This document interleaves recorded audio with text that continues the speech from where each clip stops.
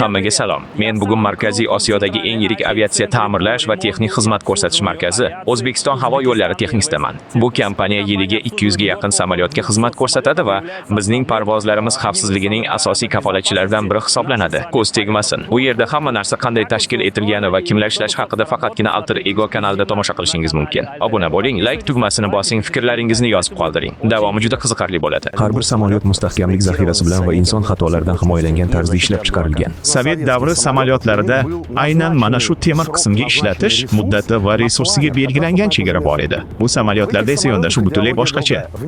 Ta'mirlash imkoni bor ekan ucha olasan. Pul bor ekan ucha olasan. Men hech qachon bunday holatdagi bortni ko'rmagan edim. Bu ham unchalik qo'rqinchli ahvolda emas. Mana bu yerda pollar turibdi.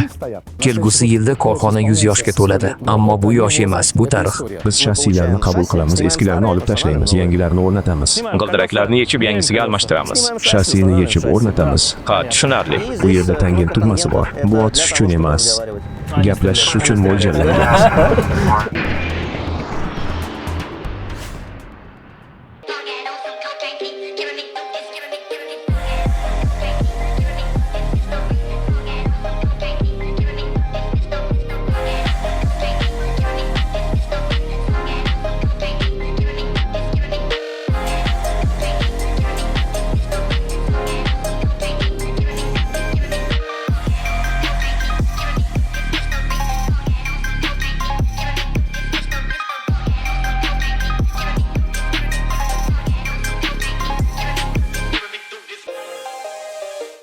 Bu shassi ekanligini bilaman.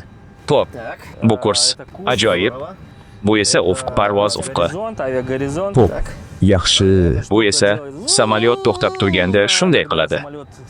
Mana bu kichik narsalar. Ular gorizontal stabilizatorni o'zgartirish uchun. Ya'ni u shunday ovoz chiqaradi. Parvozga ko'tarilish paytida. Ha, Airbus shunday ovoz chiqaradi, to'g'rimi? Airbus aynan shunday ovoz chiqaradi. Bu uning ichki tizimi sababli yuz beradi. Bu esa elektr energiyasini bir tizimdan boshqasiga uzatadi. Quvvat uzatish blogi mana shunday ishlaydi. Uning o'ziga xos ovozi ana shunday. Chap qo'l bilan boshqarish noqulay emasmi? Buni o'rganish mumkin. Shunday uchishni o'rgansa bo'ladi. Bu odatlanib qolish masalasi. Sizningcha nima uchun shturval olib tashlangan? Bu ancha qulayroq edi-ku. Hozirgi kunda ba'zi samolyotlarga o'rnatilgan shturval aslida haqiqiy boshqaruv vositasi emas. Ya'ni shturvaldan turli xil kuchaytirgichlarga uchuvchilar tomonidan berilgan kuch uzatiladi va kompyuterlar, gidrokuchaytirgichlar hamda boshqa qurilmalar orqali boshqaruv organlariga yetkaziladi. Masalan, eleronlar, balandlik ruli, yo'nalish ruli kabi qismlarga. Shuning uchun mohiyatan olganda bu shturval bo'ladimi? Saydstick yoki joystick bo'ladimi? Yoki shunchaki tugmachalar bo'ladimi? Uncha katta farq yo'q.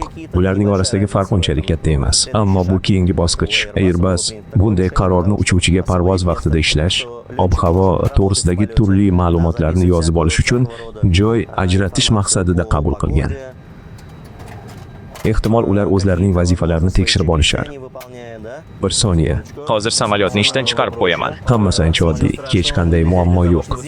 Biz axir shuning uchun bu yerdamiz. Bu yerda hamma narsa ikki nusxada mavjud. Hammasini tuzatamiz. Biz bu yerdagi hamma narsani tuzata olamiz. Ovqatlanish ham mumkin. Oxir-oqibatda, mazali taomlarni xotirjam holatda, rohatlanib degandek, parvoz vaqtida bemalol yengil tamaddi qilib olsa bo'ladi. Yana Qo'shma bort kompyuteri, barcha koordinatalar, barcha ma'lumotlar shu yerga kiritiladi. To'g'rimi? Buni kinoda ham ko'rganman. YouTube'da albatta. Parvozdan oldin uchuvchilar parvoz topshirig'ini, ya'ni flight plan deb ataladigan parvoz rejasini oladilar. Unda ular uchib o'tadigan barcha nuqtalar belgilangan bo'ladi. Yo'lda svetoforlar yo'q.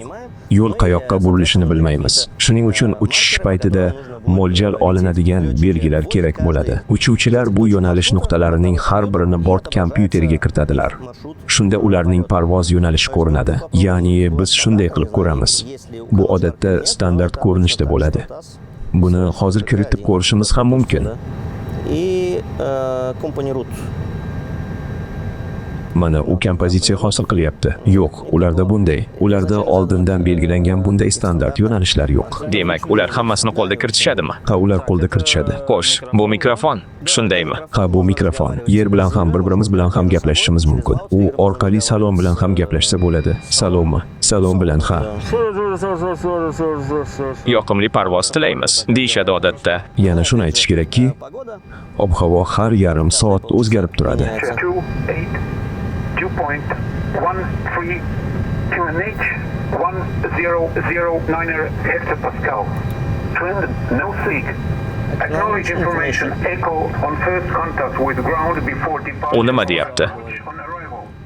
Bu ATIS. International airport. Ha, ATIS. Echo. ATIS tushunarli. Avtomatik transport harakati axborot tizimi ekipajlarni uzluksiz ravishda kecha-yu kunduz ob-havo haqida xabardor qilib turadigan tizim.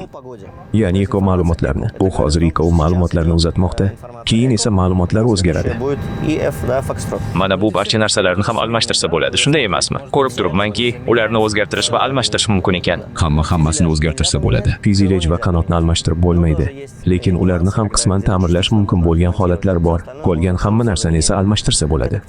Bularni kimdir bu yerga o'rnatgan.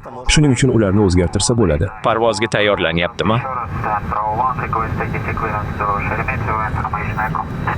Самолет взлетает. Готовьте к полету. Ha, aynan shunday uni shatakka olamiz. Его отсюда видно, вот прямо стоит.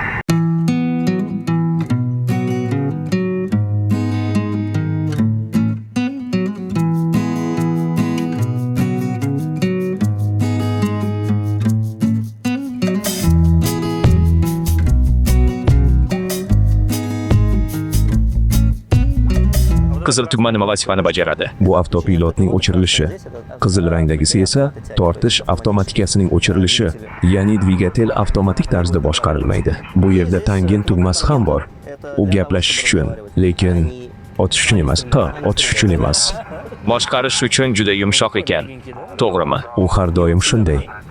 Samolyot parvozda bo'ladimi yoki yerda u doim yumshoq boshqaradi. Shoshmang, hamma narsa o'zi harakatlanadi. Hammasi o'zi yuradi, shundaymi? Mana yo'q, yetadi. Endi ozroq orqaga. Pedallar yo'nalish rulini boshqaradi. O'ngga chapga. Xo'sh Nozim, endi uchamiz. Yonig'imiz oz, shuning uchun uchamiz, lekin uzoqqa emas. Aytaylik, shu yonig'i bilan Namangan viloyatiga yetib borishimiz mumkin. Namangan viloyatiga. Ha, yoki Farg'onaga, taxminan shungacha umid qilishimiz mumkin. Lekin undan ko'prog'i bo'lmasa kerak. Bortimizda 2 tonna 300 litr yonig'i bor. Marat Aleksandrovich saytda shunday yozilgan. Biz eng muhim texnik xizmatlarni ko'rsatamiz. Hattoki eng murakkab holatlarda ham nuqson va nosozliklarni bartaraf etish imkoniyatiga egamiz. Bu nimani anglatadi? 100 yillik tarixga ega bo'lgan korxonamiz aviatsiya sohasida, xususan samolyotlarga texnik xizmat ko'rsatish bo'yicha to'liq xizmatlar majmuasini taqdim etishga tayyor. Bu o'z ichiga liniya xizmatlarini ko'rsatishni ham barcha murakkab shakllarni, shu jumladan barcha tekshiruvlarni o'z ichiga olgan asosiy texnik xizmat ko'rsatishni ham qamrab oladi. Biz shassi almashtirishdan tortib dvigatellarni almashtirish va samolyotlarni modernizatsiya qilish ishlarigacha bajaramiz. Ya'ni korxonamiz to'liq xizmatlar majmuasini taqdim etadi. Liniya xizmatlarini ko'rsatish asosiy xizmat ko'rsatishdan qanday farq qiladi? Liniya xizmatlarini ko'rsatish samolyotlarga perron maydonida xizmat ko'rsatish. Asosiy xizmat ko'rsatish esa samolyotlarga angar ichida xizmat ko'rsatishdir. Ya'ni ular bajariladigan ishlarning murakkablik darajasi bilan farqlanadi. Keling, men kabi aerofoblarni tinchlantiramiz. Men juda kuchli aerofobman. Samolyot yetarlicha mustahkam va ishonchli tuzilishga ega. Aslida to'satdan biror narsa buzilsa ham, u parvozini davom ettirishi mumkin bo'lgan ko'plab qismlarga ega, shundaymi? Albatta, har qanday samolyot ma'lum darajada mustahkamlik zaxirasi va xatolar ehtimolini hisobga olgan holda loyihalashtiriladi. Ya'ni agar qaysidir bosqichda qandaydir xatolik yuz bersa ham, samolyot o'z parvozini davom ettirish imkoniyatiga ega bo'ladi. Samolyot bitta dvigatelsiz ham parvoz qila oladi. Barcha tizimlar 2 yoki 3 marta takrorlangan bo'lib, aynan shu sababdan samolyotda 2 ta uchuvchi bo'ladi. Shuningdek, ular parvoz paytida bir-birlaridan boshqacha ovqatlarni iste'mol qilishadi va hokazo. Bularning barchasi maksimal darajada ishonchli bo'lishi uchun qilinadi. Agar biror narsa ishdan chiqsa, uning albatta ikkinchi nusxasi bo'ladi. Favqulodda vaziyatlar yuz beradi. Bo'lib turadi. Ammo yo'lovchilar bundan bexabar qoladi. Bu samolyotning haqiqatan ham ishonchli transport vositasi ekanligini ko'rsatadi. Xavotirlanmang. Bobom uchuvchi edi. U uzoq vaqt davomida An-12 samolyotida parvozga chiqqan. U shunday hazil qilardi. To'liq soz samolyotlar bo'lmaydi.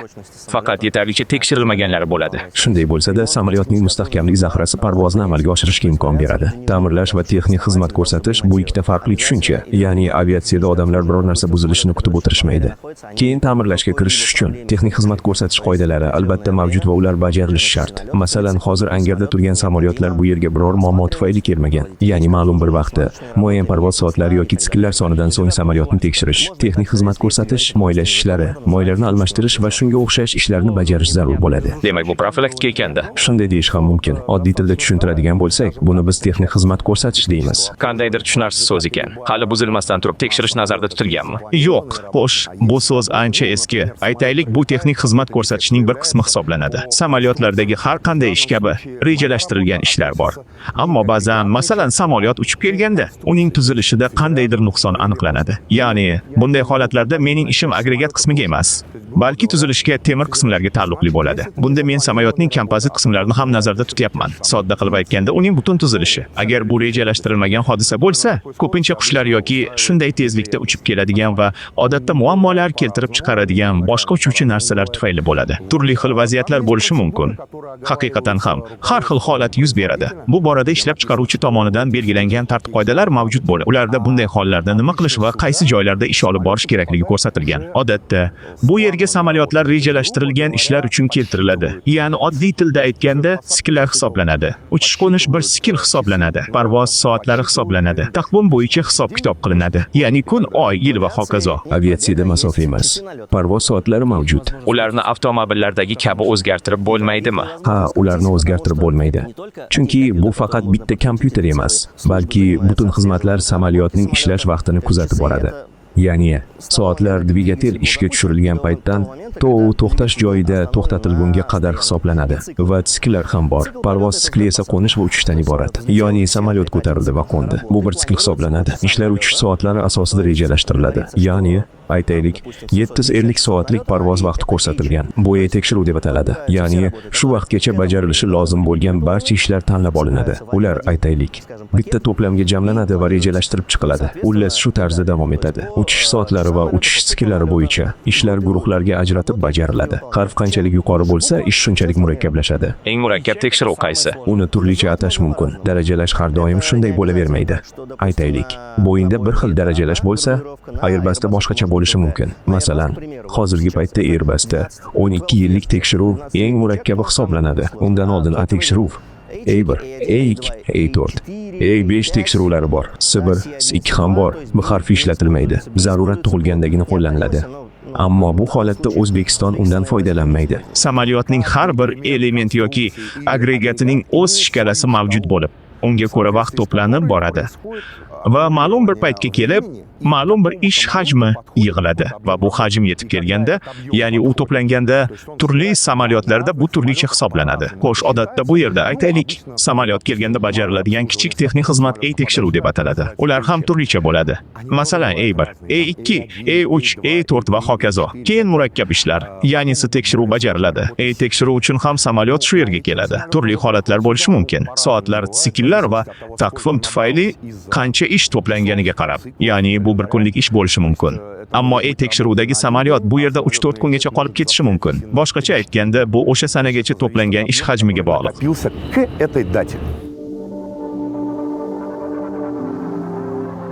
Texnik jihatdan rejalashtirilgan va rejadan tashqari ishlar mavjud, to'g'ri tushundimmi? Aynan shunday. Rejali ishlar. Bu oldindan rejalashtirilgan. Ish jadvali bo'shatilgan va zarur bo'lganda samolyot kerakli sharoitlarda angarga joylashtirilgan holda bajariladigan ishlardir. Ya'ni biz ma'lum hududlarni tekshirish, ayrim qismlarni mo'ylash kerakligini bilib, bularni bir hafta oldindan rejalashtiramiz. Rejadan tashqari ishlar esa shunday deyish mumkin bo'lsa, odatda kutilmagan holatlar tufayli yuzaga keladi. Masalan, qushlar urilishi, do'l yoki chaqmoq ta'siri kabi. Bunday holatlarda parvozdan keyingi tekshiruv paytida samolyot yuzasida g'ayritabiiy o'zgarishlar aniqlanadi. Faraz qilaylik, qandaydir qora nuqta, aytaylik, kuygan joy bo'lsin yoki gorizontal stabilizatorning uchlariga e'tibor bersangiz, ularga kichik antennalar o'rnatilganini ko'rasiz. Ushbu antennalar yashin urganda yoki samolyot havoda uchayotganda to'planadigan statik elektrni yo'qotish uchun xizmat qiladi. Va bu antennalar orqali to'plangan elektr yana atmosferaga chiqarib yuboriladi. Shunga ko'ra, agar antennalardan katta tok o'tsa, u haddan tashqari qizib ketishi natijasida erib ketadi. Muhandis aviatexnik parvozdan so'ng samolyotni tekshirayotganda statik razryadlagichning eriganini ko'radi. U samolyotga chaqmoq tekkani ehtimolini aytadi. Bunday imkoniyat mavjud. Shu bilan birga keng ko'lamli ishlar majmuasini bajarish zarur. Parchin mixlar kuyib ketmagani va boshqa tegishli shikastlanishlar yo'qligini aniqlash uchun butun fyuzelyajni ko'zdan kechirish lozim.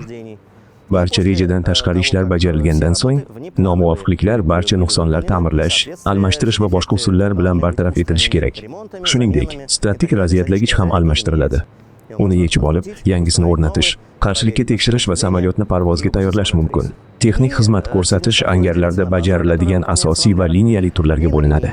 Angardagi texnik xizmat ko'rsatish odatda rejalashtirilgan bo'ladi, lekin bu doim ham shart emas. Chiziqli texnik xizmat ko'rsatish esa samolyotni parvozdan oldin va qo'ngandan keyin ko'zdan kechirish va unga xizmat ko'rsatishdan iborat. Perronlar sharoitida agar siz qachondir vokzal yoki perron so'zlarini eshitgan bo'lsangiz, aviatsiyada ham xuddi shunday tushuncha mavjud.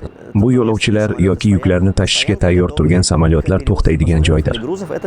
Ular to'xtash joylarida perronlarda turli xil ishlarni bajaradilar.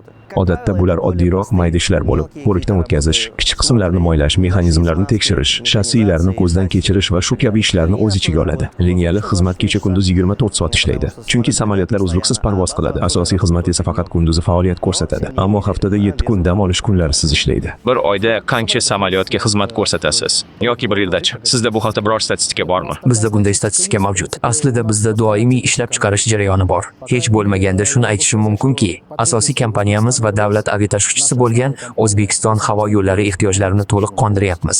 Boshqa kompaniyalar bizga alohida so'rov bilan murojaat qilishadi.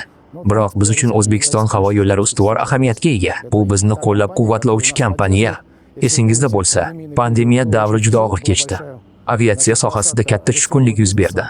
Deyarli barcha kompaniyalar, shu jumladan biznikiga o'xshash kompaniyalar faoliyati ham to'xtab qoldi. Biroq aviakompaniyamiz tufayli biz ish bilan ta'minlangan edik. Ular tomonidan katta yordam ko'rsatildi. Men sizlar yiliga 200 yaqin samolyotga xizmat ko'rsatishingizni eshitgan edim. Shunday. Bu ishlarni bajarish turlariga qarab farqlanadi. Katta hajmli xizmat turlari bor, kamroq ish hajmiga ega bo'lgan turlar ham mavjud. Umumiy hisobda esa 200 dan ortiq samolyot chiqadi.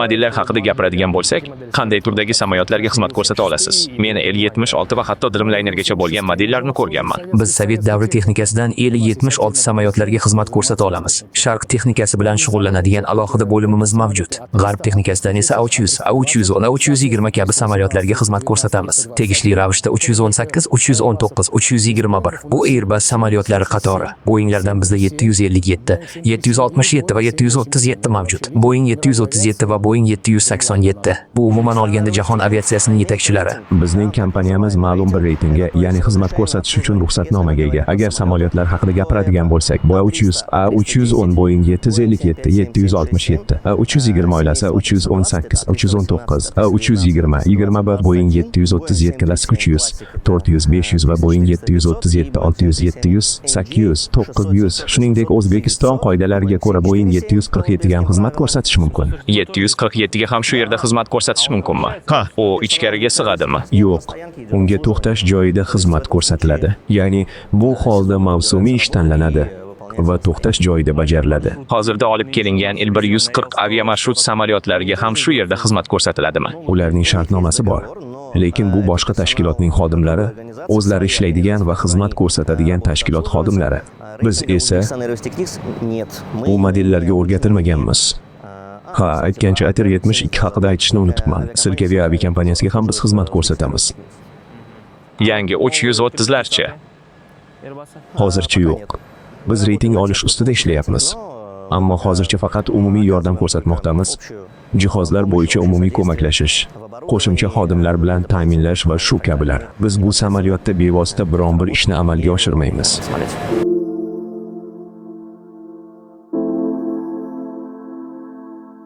Samolyotning yoshi haqida savol tug'ildi. Mana masalan, bizda eski samolyotlar bor degan gaplar yuribdi. Ammo aksariyat samolyotlarning xizmat muddati ancha uzoq. Ya'ni bizda 30-40 yillik samolyotlar bor deyshadi. Lekin 30 yil samolyot uchun katta yosh hisoblanmaydi. Iltimos shu haqida ma'lumot bersangiz, bizni tinchlantiring. Yo'q.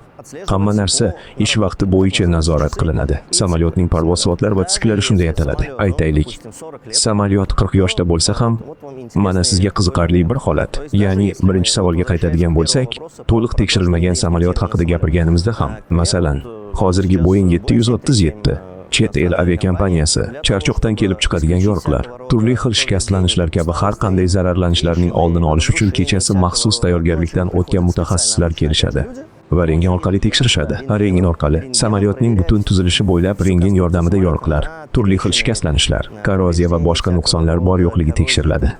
Boshqa xodimlarni rentgen nurlaridan himoyalash maqsadida bu jarayon tunda amalga oshiriladi. ya'ni ular maxsus himoya ostida bo'ladi. Kechasi yashirin joydan rentgen nurlari yuboriladi.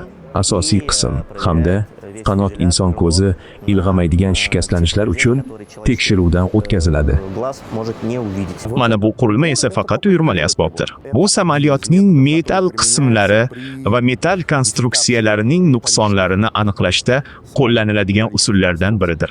Po'lat, alyuminiy, titan bo'lishi muhim emas. Ya'ni oldindan belgilangan ishlar mavjud. Aytaylik, ishlab chiqaruvchi ma'lum bir hududda aniq narsalarni tekshirish kerakligini aytadi. Sodda qilib aytganda, mana shunday kichik asbob bu esa namuna hisoblanadi. Uch turdagi kamchilikni aniqlaydi. Buni samolyotning o'zida ko'rsata olmaymizmi? Xo'sh, gap shundaki, samolyot misolida agar u bilan hamma narsa joyida bo'lsa, siz bu yerda deyarli hech narsani aniq ko'rmaysiz. Ya'ni bu normal holat bo'ladi. Qo'yavering, u yerda hamma narsa joyida bo'lsin. Rahmat.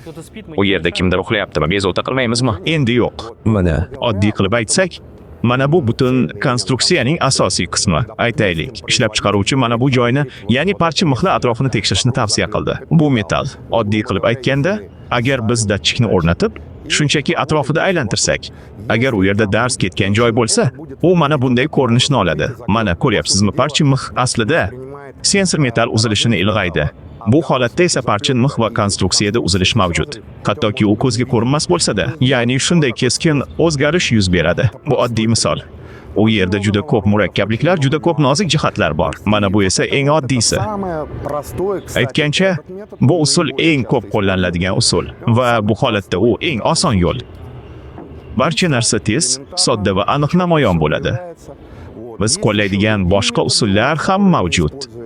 Xuddi shunday mana ko'rib turibsiz. Qachonlardir bu yerga qush urilib ketgan bo'lsa kerak. Keyin esa ta'mirlash ishlari olib borilgan. Ya'ni zarbadan so'ng bu yerda ham xuddi shunday ehtimol. Faqat uyurmali usul bilan ishlov berilgan. Yoriq yoki aytaylik, nuqson bor yo'qligini tekshirishgan. U yerda yoriq paydo bo'ldi. Ya'ni yoriqni o'lchab, uning o'lchamlarini aniqladilar. Shundan so'ng hujjatlarga yoki ishlab chiqaruvchining tavsiyalariga muvofiq ish olib borildi. Bu ruxsat etilgan chegarada yoki undan tashqarida ekanligiga bog'liq. Keyin kesib olinib, o'rniga boshqasi qo'yildi. Mana bu qo'shimchalar asl nusxa emas. Bu yerda baza asosida qilingan ishlar.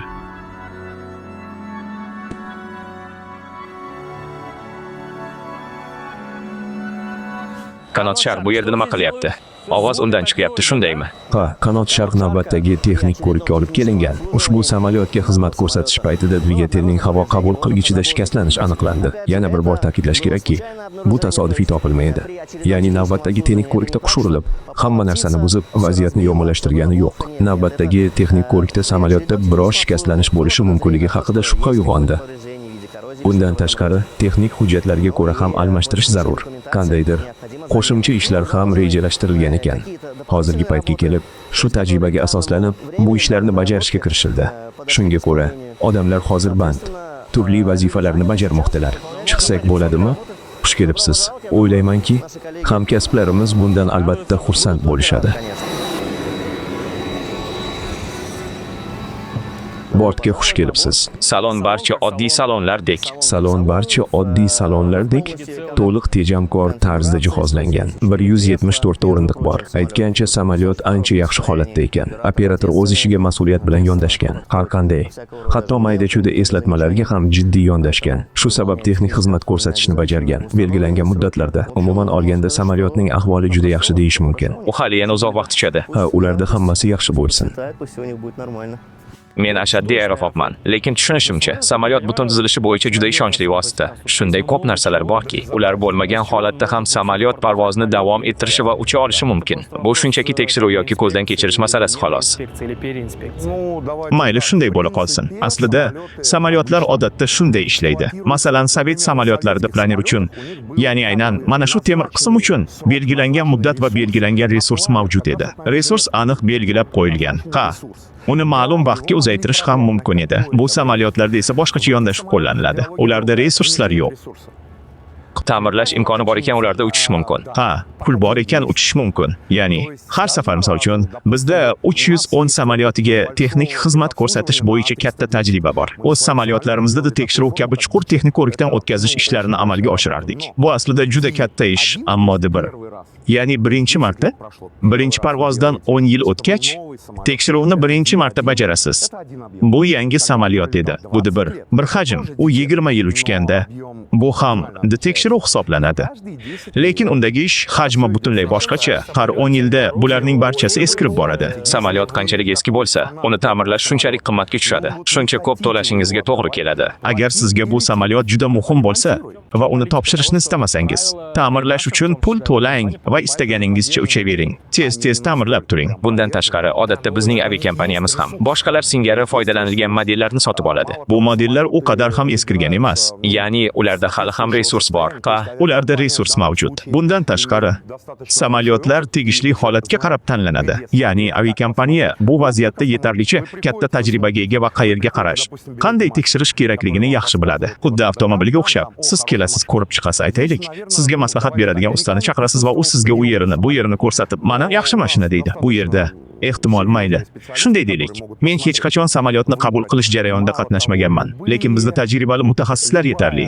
Ular ko'rib chiqib tanlashlari mumkin. Bundan tashqari, har qanday begona parchin mix masalan. Mana, ko'ryapsizmi? Yamoq, bularning barchasi hujjatlashtirilgan. Bu yamoq. Ya'ni bu yerda qandaydir nuqson bo'lgan. Bu yerda nuqson bor edi. Mana yamoqlar. Mana eshik bo'ylab yamoqlar ketmoqda. Ha, bu og'riqli nuqta. Xullas, shunday bo'lib qoldi. Bu umuman olganda veteran samolyot ekan. Uning bu yerda qanchadan qancha yamog'i bor. Ha, Xo'sh, bunday qilaylik. Bu 737. Bu samolyot ehtimol to'liq ma'noda veteran emas, lekin 737lar. Menimcha, dunyo bo'ylab boshqa turdagi samolyotlarga qaraganda ko'proq uchadi. Bu eng ommabop samolyot.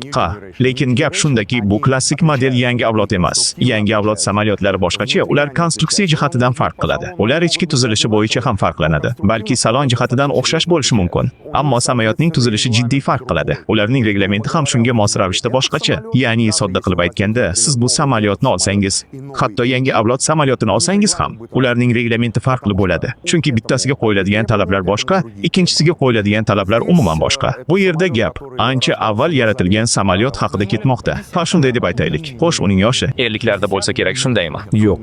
60dami? Yo'q. U ancha yosh. Men sizga aniq ayta olmayman. Chunki aniq bilmayman. Buni aslida bizning rejalashtirish bo'limidan so'rasangiz bo'ladi. U yerda aniq ma'lumot berishadi. Masala shundaki, ha, samolyot eskiradi. Ha, qayerdadir uriladi. Qayerdadir yoriq paydo bo'ladi. Yana boshqa narsalar ham bor. Odatda bizda doim traplar yuk lyuklariga yoki kirish eshiklariga urib olishadi. Albatta, qaysidir hamkasbimiz o'z vaqtida to'xtay olmaydi va samolyotga kelib uriladi. Yangi samolyotlar ham urilyapti. Nima ham qila olamiz? Ichkarisi hozir qismlarga ajratilgan ekan, ko'rib chiqsak bo'ladimi? Yuring, borib ko'ramiz. Faqat o'ta ehtiyotkorlik bilan. Albatta. Chunki u yerda juda ko'p narsalar chiqib va osilib turibdi. Mana aynan o'sha samolyot. Hozir bu yerda ko'plab qismlar bizning ishimiz uchun ajratib qo'yilgan. Ya'ni biz bu samolyotda rentgen tekshiruvini o'tkazamiz. Muayyan joylarda, masalan, mana bu qismda rentgen tekshiruvi polga qadar o'tkaziladi. Shuning uchun ham tokchalar olib tashlangan. Qayerdadir olib tashlangan, qayerdadir qolgan, ya'ni bu hudud to'liq tekshiriladi. Rentgen nima uchun kerak? Nimalardir qimirlab qolgan yoki yo'qligini tekshirish uchunmi? Fluorografiya qildirganmiz. Bu taxminan xuddi o'shanday bo'ladi, faqat biroz kuchliroq. Demak, qandaydir nosozlik bor, uni rentgen orqali tekshirishadi. Yo'q, aslo unday emas. Qarang, shunday tushuntiraman. Odatda nosozliklarni tezda bartaraf etishadi. Bu kundalik ish. Buning uchun lineali baza mavjud. Samolyot qo'ngach, agar unda biror nosozlik aniqlansa, uni tezda tuzatib yana parvozga jo'natishadi. Agar bu jiddiy nosozlik bo'lsa, samolyot ko'pincha bu yerga qaytib keladi. Samolyot rejalashtirilgan texnik xizmat ko'rsatish uchun kelganda, bu muntazam ishlar hisoblanadi. Bu yerda ishlab chiqaruvchining tavsiyasiga ko'ra nuqsonni qidirish ishlari amalga oshiriladi. Bu nuqson bo'lishi ham, bo'lmasligi ham mumkin.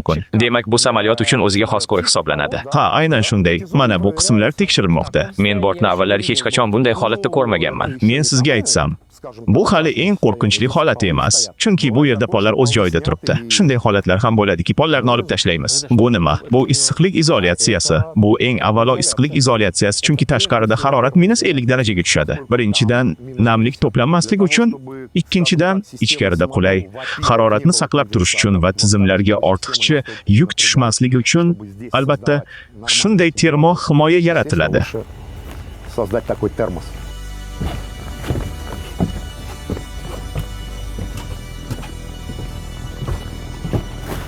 Masalan, mana bu yerda qanotga chiqish kerak bo'lsa, yigitlarimiz lyuklarni ochishadi va qanotga chiqib kerakli ishlarni bajarishadi. Biz ham xuddi shunday qilamiz. Bu yerda qanotga oid ishlar bo'lsa, shu joyga chiqib, qanotning ustida ishlaymiz. Qanotda turmang degan mazmundagi yopishtirilgan qog'ozlar bor edi. Ular hozir ham bor. Mana o'zingiz ko'ring. Есть здесь тоже, просто есть. Mana bu yuqoridagi panellar aynan kompozit materialdan yasalgan. Ularga chiqish mumkin emas. Bu tavsiya etilmaydi. Eng ko'p qaysi qism buziladi, ayta olasizmi? Yoki aynan qaysi qism tez-tez ta'mirlanadi? Yo'lovchilar salonidagi o'rindiqlarning tirsak qo'ygichlari. Quldonga tegishga nima hojat, to'g'rimi? Tushunmayman. Ularni kavlashning nima keragi bor? Iltimos, salondagi barcha qismlarga ehtiyotkorlik bilan munosabatda bo'ling. Aytgancha hojatxona va salon jihozlari juda ko'p buziladi. Bu eng ko'p shikast yeydigan. Muhandislarning dil iztirobi aynan shu qismlar almashtirish va ta'mirlashga eng ko'p moyil bo'ladi. Suhbatga tayyorgarlik ko'rish jarayonida shuni bildimki, dvigatel, ya'ni kuchlanish qurilmasi almashtiriladigan qism ekan. Nazariy jihatdan bir xil modeldagi samolyotning dvigatelini olib, boshqasiga o'rnatish mumkin ekan. Bu men uchun haqiqatan yangilik bo'ldi. Mana hozir bu yerda 321 samolyotining dvigatelini chiqarishdi. Shunday emasmi? Bu 320 samolyoti texnik xizmat ko'rsatishning eng murakkab bosqichida turibdi. Har 12 yilda bir marta dvigatelni yechib, o'rnatish qismlarini tekshirib chiqish lozim. Sodda qilib aytganda, samolyotdan ajratish mumkin bo'lgan barcha narsani ajratib oldik. Barcha nuqsonlar va kamchiliklar bartaraf etilgandan so'ng, ularni qayta yig'amiz. Dvigatellarni haqiqatan ham almashtirish mumkin. 320 oilasiga mansub samolyotlarga o'rnatilgan dvigatellar holatiga qarab almashtirilishi lozim. Ya'ni ma'lum bir vaqtda o'z salomatligimizni tekshirish uchun zond yutish kerak bo'lgani kabi, dvigatellar bilan ham xuddi shunday jarayon amalga oshiriladi. Muhandislar dvigatelning ichki qismlarini tekshirib, uning holatini baholaydilar. Agar dvigatelni almashtirish zarur bo'lsa, uni olib tashlashadi. Yangi dvigatel o'rnatiladi. Olib tashlangan eski dvigatel esa ta'mirlash uchun yuboriladi.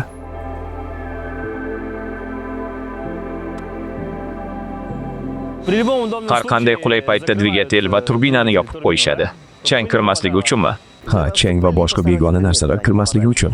Lekin bu ham o'z navbatida belgilangan tartibga ega. Ya'ni agar samolyot 3 soatdan ortiq turib qolsa, unga maxsus tiqinlarni o'rnatish zarur bo'ladi. Hozir dvigatel yoqilmaydi, shunday emasmi? Yo'q, samolyotga maxsus cheklagichlar o'rnatiladi. Bu shassi ustunlari yig'ilib qolmasligi uchun ehtiyot chorasi. Biror noxush hodisa sodir bo'lmasligi uchun bilmoqchi bo'lganim, ular ehtimol bor.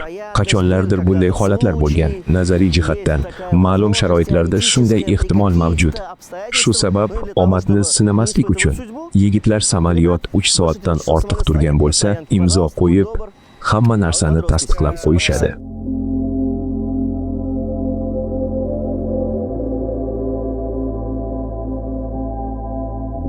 Elektronikani ham shu yerda almashtirishingiz mumkinmi? Bilmayman, qandaydir avtopilot yoki bort kompyuterini masalan. Mana shunday narsalarni yuring, ko'rsataman. Mana samolyotga o'rnatilgan kompyuterlarning bir qismi. 320 samolyotining old avionika bo'limi. Ba'zi kompyuterlar shu yerga o'rnatilgan, ba'zilari esa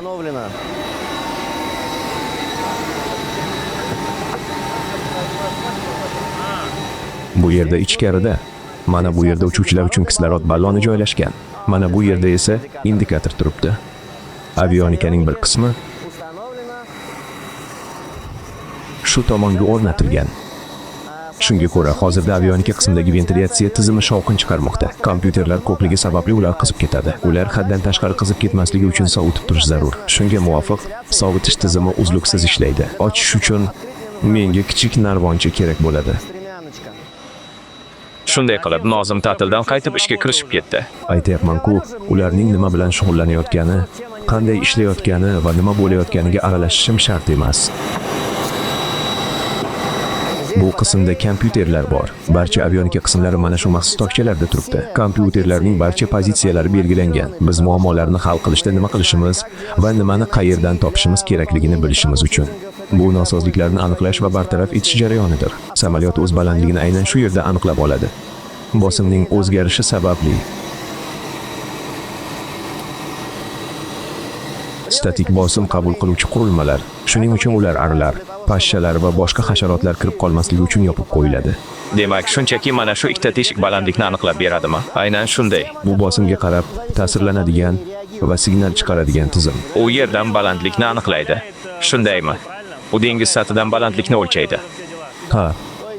Bu qabul qilgich signallarni aniqlaydigan va uchuvchi kabinasiga ko'rsatkich sifatida uzatadigan kompyuter ham mavjud. Soddalashtirib aytganda, bu tashqi sensor bo'lib, u samolyot balandligini mexanik tarzda aniqlaydi. Ya'ni bosim o'zgarishidan boshqa usulda hisoblash imkonsiz. Ya'ni yerda ma'lum bir bosim bo'lsa, yuqorida bosim kamayadi va shunga muvofiq samolyot o'zining qanday balandlikda ekanligini anglaydi. Buni ko'rsatkich sifatida uzatish uchun esa kompyuter o'rnatilgan bo'lib, u qabul qilingan signalni raqamli signalga aylantirib uchuvchi ekraniga uzatadi. Mana bu qizil doiralar bilan belgilangan narsalar ham datchiklarmi? Tezlik to naychalari orqali aniqlanadi. To naychalari. Havo oqimi kirganda bosim o'zgaradi va xuddi shu tizim ishlaydi. Sodda qilib aytganda, qabul qilingan signal raqamli signalga aylantiriladi va uchuvchi kabinasiga uzatiladi. Qiziqarli jihati shundaki, naychalarning soni 3 ta bo'lib, biri komandir uchun, yana biri ikkinchi uchuvchi uchun mustaqil ko'rsatkich vazifasini bajaradi. Uchinchisi esa zaxira sifatida xizmat qiladi. Bu tezlik va balandlik kabi juda muhim parametrlarni o'lchash uchun, chunki inson ko'zi bilan yulduzlarga yoki quyoshga qarab, buni aniq o'lchash imkonsiz. Ayniqsa, parvoz tunda amalga oshirilsa, Parvoz vaqtida turli xil atmosfera sharoitlari, masalan bulutlar ko'pligi va boshqalar tufayli balandlikni aniqlash qiyin bo'lishi mumkin. Shuning uchun bu tizimlar nafaqat 2 nusxada, balki juda muhim bo'lgan hollarda 3 ta tizim ham bo'lishi mumkin. Agar ular juda muhim bo'lsa, suratga olish yakuniga yetganda, boshqaruv paneliga o'tirib, aerofobiyamni yengib olaman. Agar siz Flight simulyator o'yinini o'ynagan bo'lsangiz, eng yaxshi usul o'shandan boshlang. Chunki undagi hamma narsa juda o'xshash aslida. Siz bu o'yinni o'ynaysizmi? Menga unchalik qiziq emas. Kelasi yili kompaniyamiz 100 yoshga to'ladi. Ammo bu yosh emas, balki tarix deb aytishimiz mumkin. Korxonamiz tarixi 1924-yildan boshlanadi. O'shanda bu yerga samolyotlarning ilk modellari ta'mirlash uchun keltirilgan. 1924-yil bu qanday samolyotlar bo'lganini o'zingiz tasavvur qilishingiz mumkin. Shunday qilib yildan-yilga bosqichma-bosqich xizmat ko'rsatish sifati yaxshilandi. Ta'mirlanadigan samolyotlar soni oshdi, xodimlar soni ko'paydi. Hozirgi kunda biz g'arb texnikasiga xizmat ko'rsatish bo'yicha Markaziy Osiyo mintaqasining yetakchisiga aylandik. Men 91-yildan beri ishlab kelmoqdaman. 32 yil bo'ldi. Aviatsiyada 32 yil ishlaganman. Ishni oddiy texnik mexanik sifatida boshlaganman. Umuman olganda rivojlanish rejalari qanday? Korxonani rivojlantirish bo'yicha qanday rejalar bor? Albatta bizda doimo rejalar mavjud. Aynan shu yerda angar qurilishini bilaman. Qo'shimcha ta'lim va o'qitish. Xodimlarni o'qitish masalasi. Biz xodimlarni o'qitish ishlarini olib boramiz. O'tgan yil davomida taxminan 220 nafar xodimni o'qitdik. Bu yil ham shunday rejalarimiz mavjud. Taxminan 200 kishini turli xil modeldagi samolyotlarga o'qitish rejalashtirilgan. Ya'ni xodimlarning malakasini oshirish va o'qitish jarayoni uzluksiz davom etmoqda. Ma'lumot o'rnida shuni aytishim mumkinki, bizda bo'yash va bo'yoqchilik sexlari mavjud. Hozirda biz ularni to'liq muvofiqlashtirish ustida ishlayapmiz. Samolyotlarni bo'yashga qo'yiladigan barcha talablarga javob berish uchun bu sexlarga ma'lum miqdorda mablag' sarflanmoqda. Oddiy sovet texnikasidan tortib, maxsus shartlar talab qilinadigan biznes jetlargacha bo'lgan har qanday turdagi samolyotlar.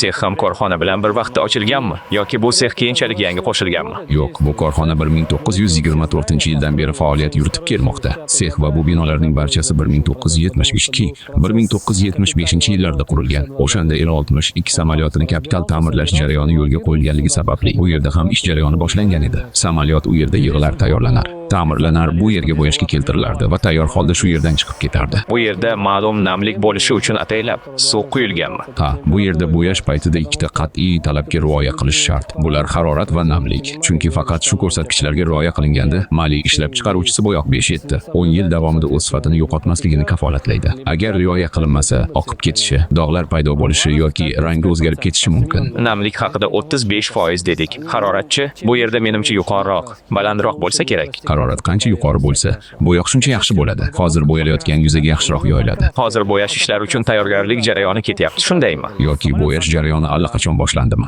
Ha, ertalabdan tayyorgarlik qildik. Samolyotni angar ichiga kiritdik. Samolyotni angar ichiga kiritingiz, tozalab pardozladingiz, shundaymi? Ha, gruntladik. Asosiy ishlarni bajardik. Asosiy yozuvlar uchun fon yaratdik. Ularni yopib qo'ydik. Endi asosiy rang oq bo'ladi. Asosiy qatlamni qo'llaymiz. Bunday olib qarasak, jarayon taxminan bir xil. Ha, aslida ular bir-biridan unchalik farq qilmaydi. Ranglar haqida gapirsakchi, bu hammasi buyurtmachining istaklariga bog'liq. U qanday xohlasa, maxsus tashkilotlarga topshiriq beradi. Ular esa ishlab chiqishadi. Agar hammasi ma'qul bo'lsa, u bilan kelishib olinadi. So'ng bizga ishlov berish va tayyorlash uchun topshiriladi. Hozir uning rangi qanday bo'ladi? Oq rangda. Sof oq rangdami? Ha. Logotipi bilan. Ha, yozuvlarni yozdik, yopishtirdik.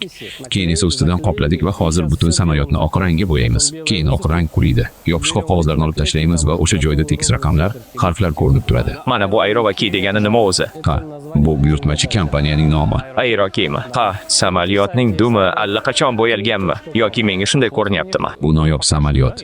Biz oldin bunday ishni hech qachon qilmaganmiz. Odatda samolyotlar o'ng va chap tomondan bir xil bo'yaladi. Ammo bu samolyotning bir tomonida Aeroki yozuvi bo'lingan.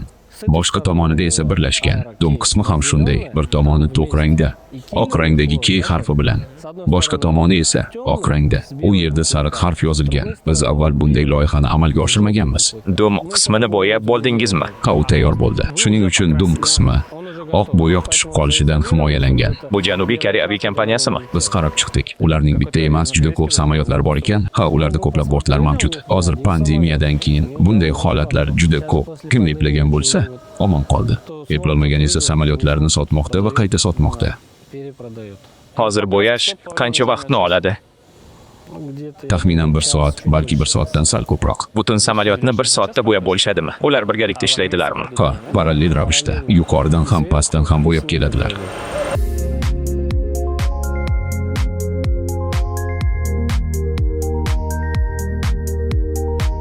Bo'yoqchilik eng mashhur yo'nalishlardan biri. Unga talab juda katta. U yerdagi barcha xodimlarimiz tajribali, yangi sotib olingan uskunalarimiz bor. Barchasi zamonaviy. Bu sex doimiy ravishda takomillashtirilmoqda. Biz orqaga qaytmaymiz, faqat oldinga intilamiz.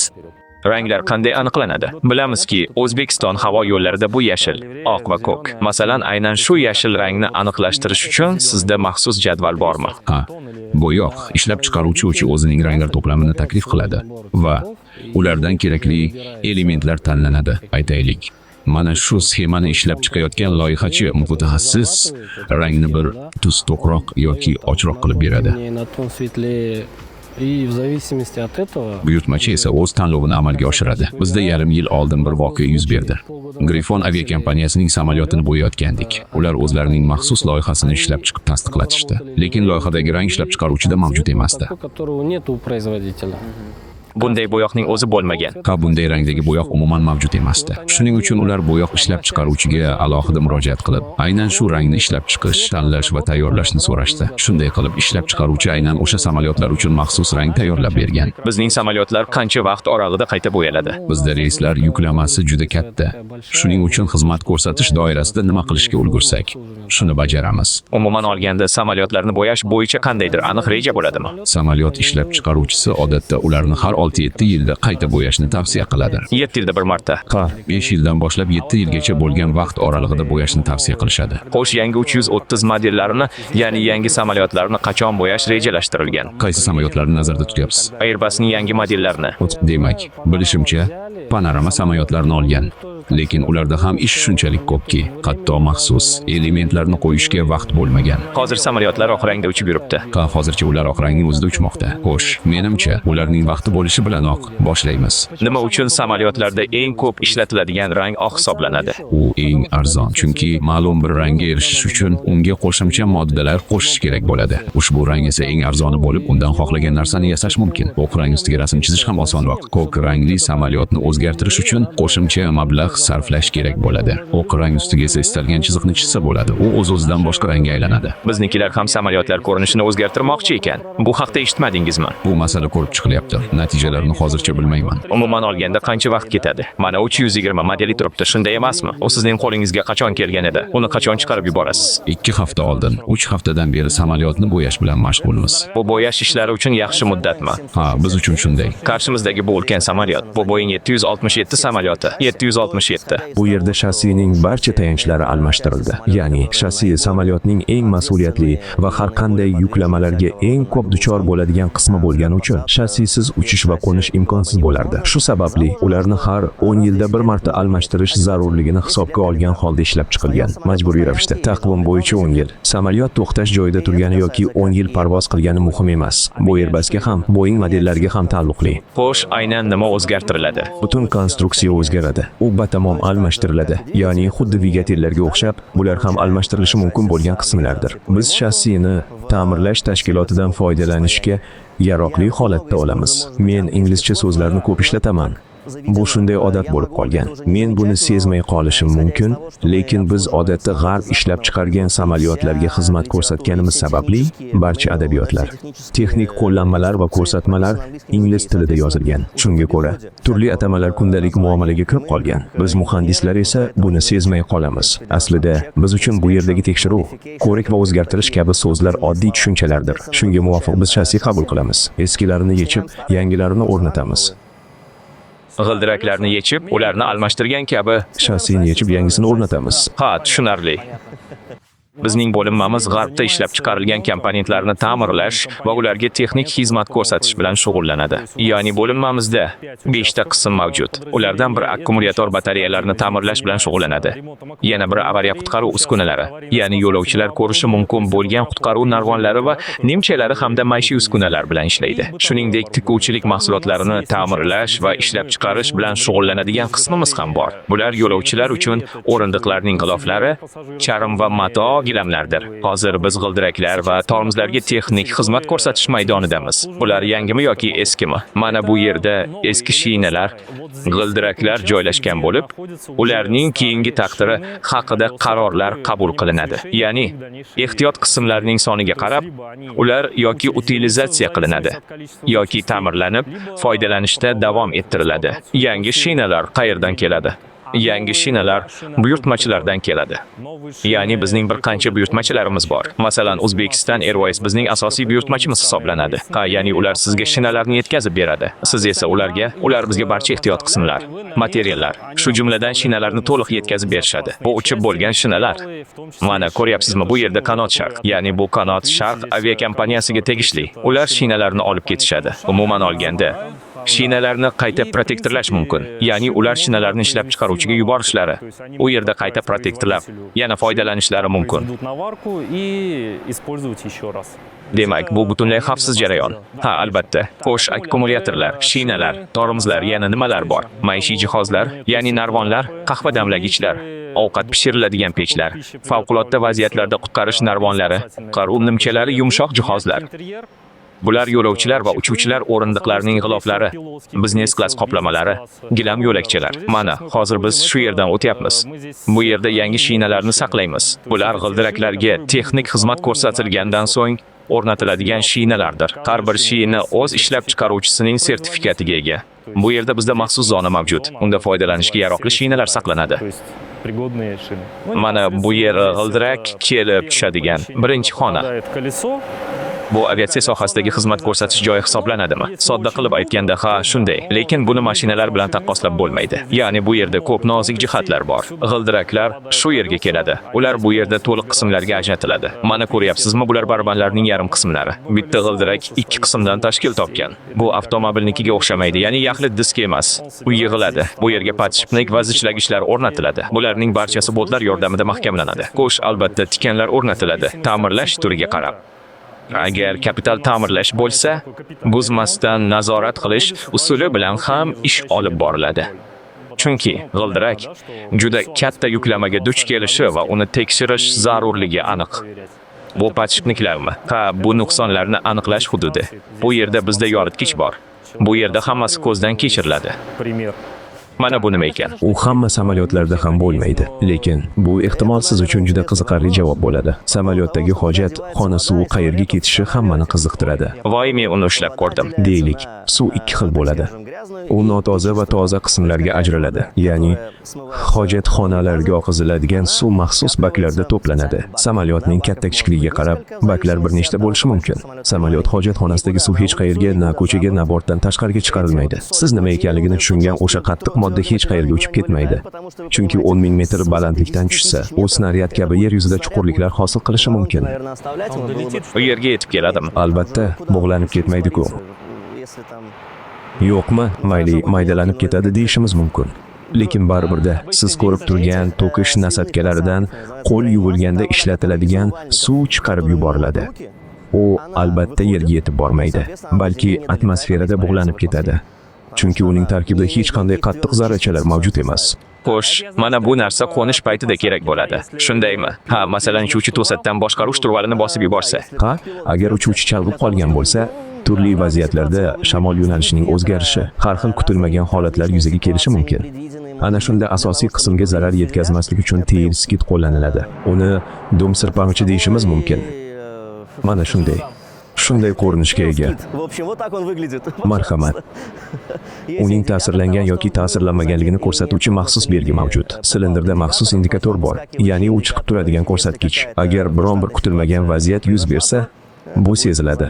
Shunga muvofiq teyil skit bilan aloqada bo'lgandan so'ng tayinlanadigan ma'lum tekshiruv va ishlar majmuasi bor. Bu yerda osilib turgan qopchalar nima? Ular qizil va oq ranglarda ekan. Bu qandaydir detallar bo'lsa kerak, shunday emasmi? Kichik bintlarmi, boltchalarmi? Ushbu texnik xizmat ko'rsatish paytida samolyotdan taxminan 10 mingta yechiladigan qismni olib tashlash zarur. Shuni tushunishingiz kerakki, agar biz ularni shunchaki olib tashlab bir joyga uyib qo'ysak, keyin ularni qayta yig'ish imkoni bo'lmasligi mumkin. Keyin esa har qanday yaxshi muhandis kabi bizda ham ortiqcha qismlar qolib ketadi. Buning oldini olish uchun barcha yechiladigan qismlarni hisobga olishimiz kerak. Demak, qarang, mana bu shuni anglatadi. Bu yerda qara deb yozilgan. Bu shuni bildiradiki, e'tibor bering. Ushbu joydan javonda turgan biror komponent olib tashlangan. Ular saqlanadigan tokchada. Qizil xaltachalar bo'ladimi yoki oq xaltachalarmi, har ikkisi bo'lishi mumkin. Bular o'sha vintlar, mahkamlovchi qismlar, boltlar, mixlar, ya'ni oddiy tilda aytganda, o'z joyiga o'rnatilishi kerak bo'lgan narsalardir. Qaysi qism qayerdan olinganini va qanday mahkamlanishi kerakligini tushunishimiz uchun ular demontaj qilingan joylariga bog'lab qo'yilgan. Ehtimol remove before flight deb yozilgan turli tasma va g'iloflarni ko'rgandirsiz.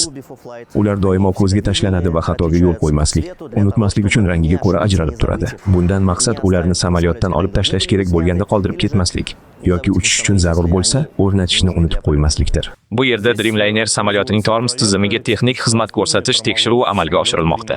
Bu Boeing 787 rusumli samolyotdir. Bu tormozlarning o'ziga xos xususiyati shundaki, ular gidravlik emas, elektr tormozlardir. Bu maxsus stend bo'lib, u kompyuter tomonidan boshqariladi. Ma'lum parametrlarni o'lchaydi. Bularning barchasi qayd etilib, xotirada saqlanadi. Nima uchun u yopiq joyga qo'yilgan? Qandaydir maxsus qulf ham bor ekan yoki yo'qmi? Bu sinov stendi bo'lgani uchun siqish pressi ishga tushiriladi va yuqori bosim beriladi. Operatorni himoya qilish maqsadida u tashqarida ishlaydi. Tabiiy ravishda mexanik qismda barcha ishlar qo'lda. Aynan shu yerda stendlarda va boshqa joylarda bajariladi. Preslash, ya'ni tormozni tekshirish jarayoni boshlanganida, operator bu bo'linmani yopadi va kompyuter orqali boshqaruvni amalga oshiradi.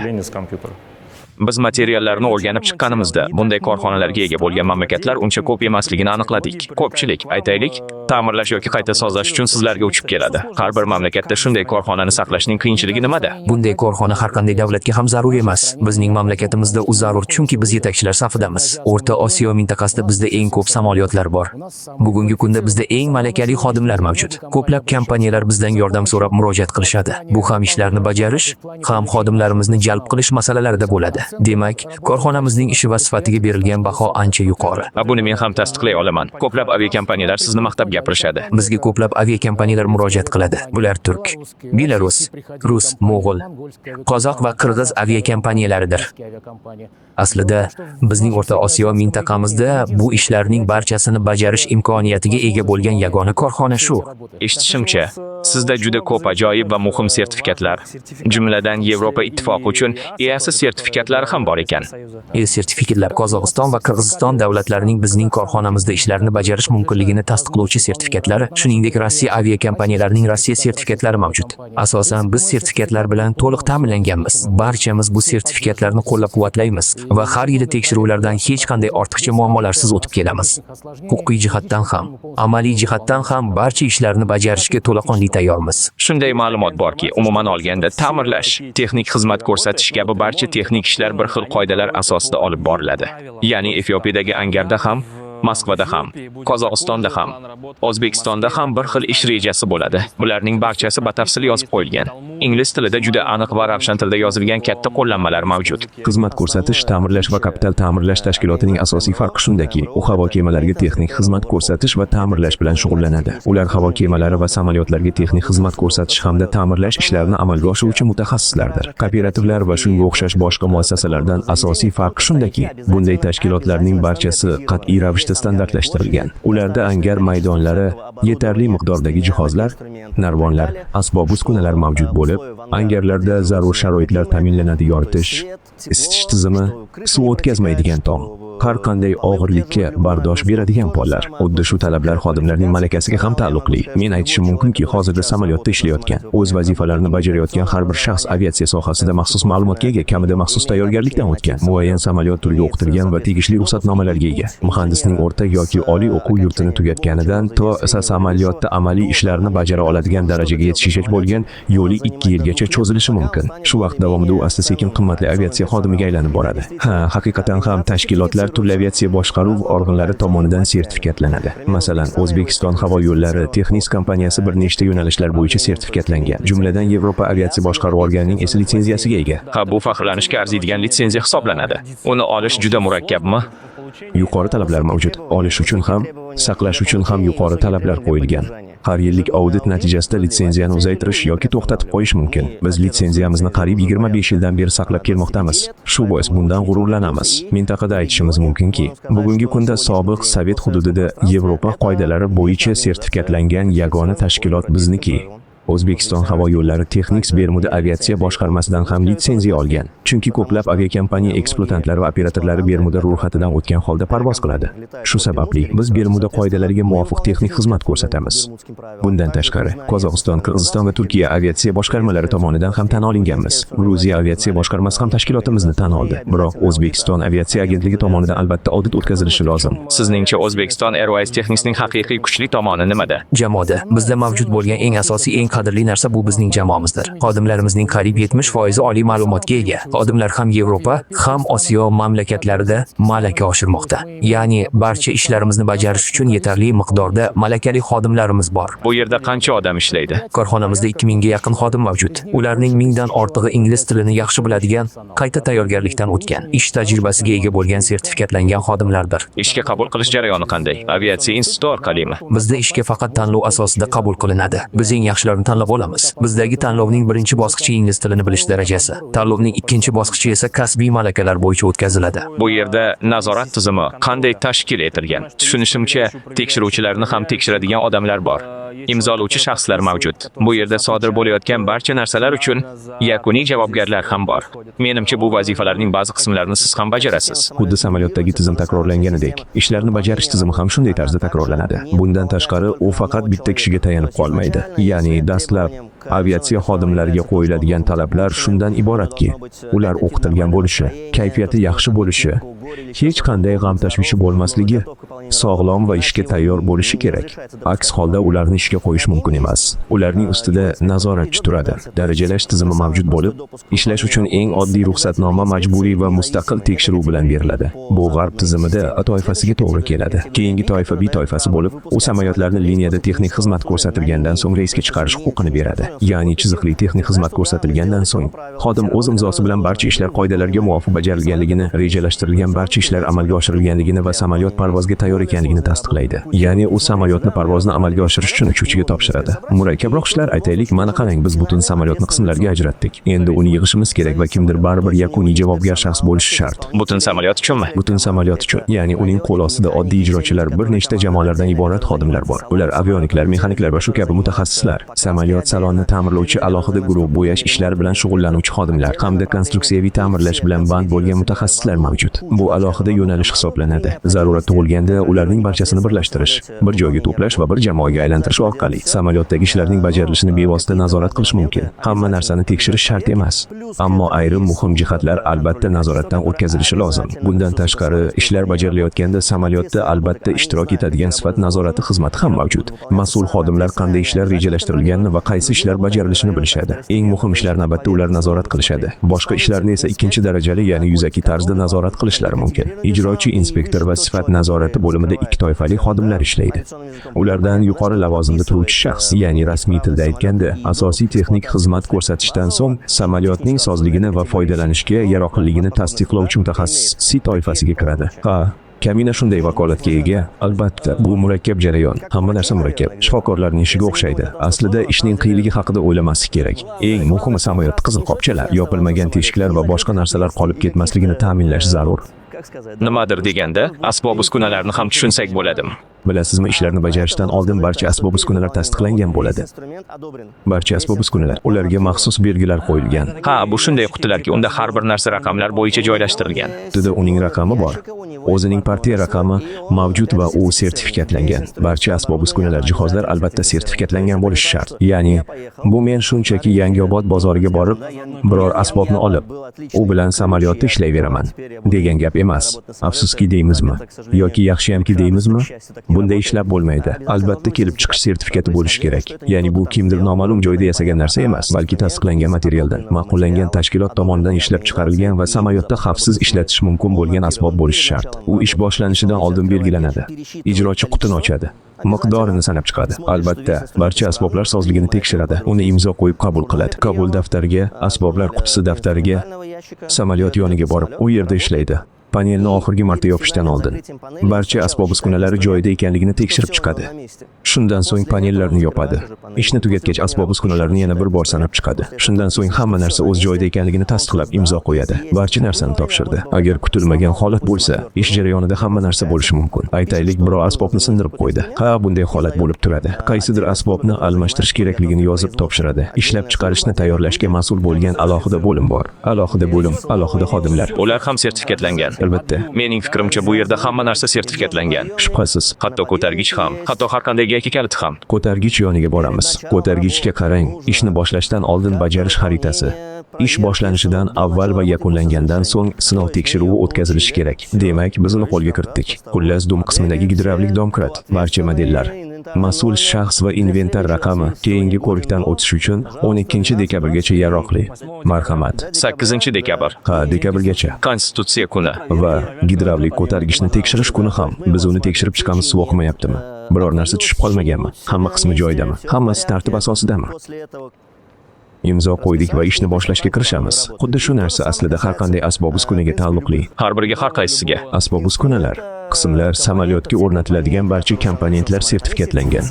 Ular tasdiqlangan tashkilotda ishlab chiqariladi yoki ta'mirlanadi. Bu tashkilotda muntazam ravishda auditlar o'tkaziladi. Masalan, O'zbekiston havo yo'llari texnik xizmati biror joyda pudratchi bilan hamkorlik qilsa, u tashqi audit o'tkazadi. Maxsus komissiya tuziladi, joyga borib binolarni ko'zdan kechiradi. Yetkazib beruvchining ishonchligiga ishonch hosil qilish uchun hujjatlarni tekshiradi. Shunday qilib mazkur shaxs yoki tashkilot bilan hamkorlik qilish mumkinligi aniqlanadi. Shuning uchun bu odatda doimo yirik tashkilotlar bo'ladi. Ular tan olingan va kerakli sertifikatlarga ega. Ha, bu qimmatroq bo'lishi mumkin, lekin biz mutlaq ishonch bilan, juda xotirjam holda aytamizki, bu soxta mahsulot emas.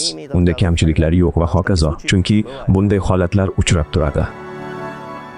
Ular doimo shamolga qarshi uchadi, shunday emasmi? Shamolga qarshi ko'tarilib qo'nadilar. Ha, shamolga qarshi qo'nadilar. Bilasizmi, yaqinda Farg'onaga tunda momaqaldiroq paytida uchib bordim. Yaqindagina bir hafta oldin. Buni ta'riflashga til ojiz. Hatto uchishdan qo'rqmayman degan hamkasblarim ham bir ahvol bo'lib qolishdi. Qo'rquvdan dirdir titrab qolishdi. Ha, bunday holatlar bo'lib turadi. Shunday, ha, ob-havo rostdan ham shunday edi, albatta. Hamma meni ishontirishga urinadi. Parvoz qilish xavfsiz ekanligini aytadi. Samolyot har qanday sharoitga chidamli ekanini ta'kidlashadi. Lekin Samolyotda o'tirganingizda, ha, xuddi shunday. samolyotda afsuski hammasi boshqacha. Mutlaqo Nimadir bordek, nimadir to'g'ri emasdek tuyuladi. Ha, nima haqida gapirayotganingizni tushunyapman. Men uzoq vaqt davomida ekipaj tarkibida muhandis sifatida parvoz qilganman. Hozir ham ish faoliyatim tufayli parvozlarni to'xtatmaganman. Siz nima haqida gapirayotganingizni juda yaxshi tushunaman. O'zim ham bunday vaziyatlarni yaxshi bilaman. Ayniqsa, Hindiston kabi turli xil siklonlarga moyil hududlarda bu juda mas'uliyatli ish. umuman olganda barcha jarayonlar yozib qo'yilgan. Boeing va Airbus uchun maxsus kitoblar va foydalanish yo'riqnomalari mavjud. Korxonaning bunday yuqori darajasini qanday saqlab turibsiz? Axir bu shuncha mexanizm, shuncha detal, shuncha xodim degani. Malakali xodimlar va o'z ishini sevadigan odamlarsiz, albatta, buning iloji bo'lmasdi. Bizdagi har bir xodimni o'z ishining fidoyisi deyish mumkin. Ish haqi Yevropa mamlakatlari darajasida, Rossiyadagidan ham, Qozog'istondagidan ham yuqoriroq. Ya'ni biz odamlarda qiziqish uyg'otish uchun shunday sharoitlar yaratdikki, shu sababli odamlar bizda mamnuniyat bilan mehnat qilishadi. Yana eshitishimcha bu yerda ishlagan butun boshli sulolalar bor ekan. Haqiqatan ham shunday. Bu zavodda 3-4 avlod vakillari ishlab kelayotgan sulolalar mavjud. Zavod 100 yillik tarixga ega bo'lgani uchun, tabiiyki, bunday sulolalar bizning korxonamizda ham bor. Men uchuvchi bo'la olmaganim uchun emas, balki o'z xohishim bilan muhandis bo'lganman. Men muhandisman, chunki shu ishni yaxshi ko'raman, uda bo'lishni yoqtiraman. Shuning uchun ham muhandisman. Buni yaxshi uddalayapman deb o'ylayman. Chunki Shunday bir qarash bor. Bu mutlaqo noto'g'ri qarash. Ya'ni yerdagi xodimlar Uchuvchi bo'la olmaganlardan iborat degan shundaymi? xuddi shunday, lekin aslida unday emas. Chunki aviatsiya sohasida ishlaganingizda, aviatsiya ishining har qanday qismi juda muhim ekanligini tushunib yetasiz. Agar yuk tashuvchilarning ish tashlashlari haqida eshitgan bo'lsangiz, hatto yuk tashuvchi ham juda muhim ekanligini tushunishingiz kerak. Chunki yuk tushiradigan odam bo'lmasa, hamma narsa to'xtab qoladi. Uchuvchilar, styuardesalar, muhandislar va boshqalar qanday bo'lishidan qat'iy nazar. Va nihoyat albatta, ushbu korxonaning barcha xodimlariga minnatdorchilik bildirmoqchiman. Biz ularni ko'rmasakda, ularning ishini doimo his qilamiz. Ular tufayli samolyotlarimiz yaxshi va xavfsiz parvoz qiladi. Albatta, ushbu ko'rsatuvni suratga olish uchun imkon yaratgan rahbariyatga ham alohida minnatdorchiligimizni bildirmoqchimiz. Maxsus rejimli korxonalarda suratga olish qanchalik murakkab ekanligini tasavvur ham qila olmaysiz. Xullas, biz buni uddalay oldik. Salomat bo'ling.